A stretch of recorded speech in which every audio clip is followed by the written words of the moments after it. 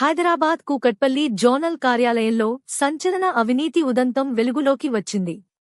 చెరువులో గుర్రపు డెక్కను తొలగించే పనుల కోసం ఆన్లైన్ బిడ్డింగ్లో కాంట్రాక్ట్ దక్కించుకున్న ఓ కాంట్రాక్టర్ ₹1,40,00,000 విలువైన పనులను పూర్తి చేశాడు.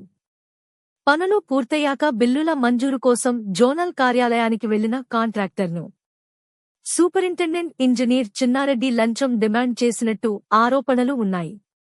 బిల్లులు విడుదల చేయాలంటే ఏకంగా ₹40,00,000 ఇవ్వాలంటూ ఒత్తిడి తెచ్చినట్టు సమాచారం. చివరికి ₹15,00,000కు డీల్ కుదిరింది.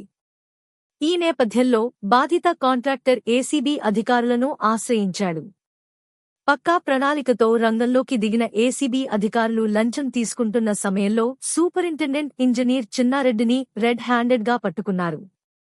ఈ ఘటనలో చిన్నారెడ్డితో పాటు ప్రవీణ్ అనే మరో వ్యక్తిని అదుపులోకి తీసుకున్న అధికారులు ప్రస్తుతం వారిని విచారిస్తున్నారు.